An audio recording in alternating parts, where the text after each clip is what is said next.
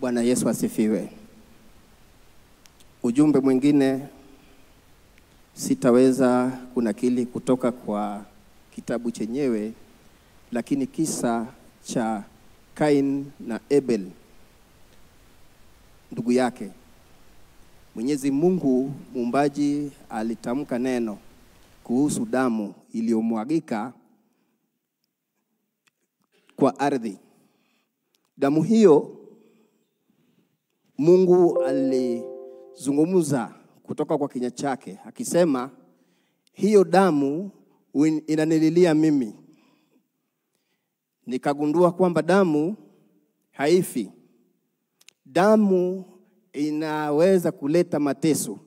Ni damu ya Yesu peke yake ndiyo ambayo inabariki. Lakini damu nyingine ambayo inamwagika chini ya ardhi hii pasipo na hatia huleta mateso. Kwa wale ambao wanatesa wanadamu wenzi wao, na damu, hakuna damu nyeupe. Damu ni damu.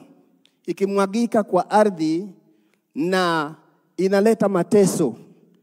Pengine huu ujumbe wangu ungewafikia wale wanaochukulia kwa mzaha kumwaga damu, ambao hawana uwezo wa kutengeneza, ya kwamba haitaleta amani kwa ulimwengu, kwa familia, hata kwa boma.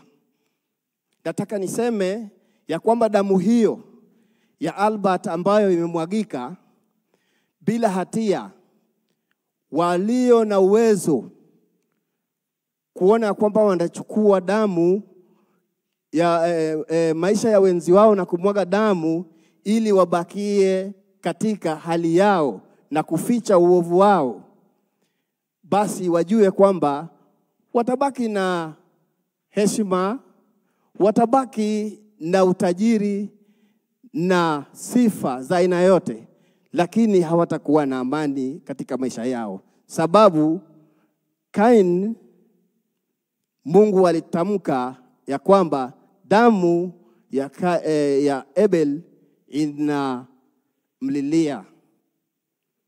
Hiyo ndio kauli yangu ambayo naweza niseme, na Proverbs hiyo ambayo nimesema, Mungu aweze kusimama kuwa Mungu. Shukrani zimetolewa hapa. Sijui niseme nini. Bado tutapeleka mwili nyumbani.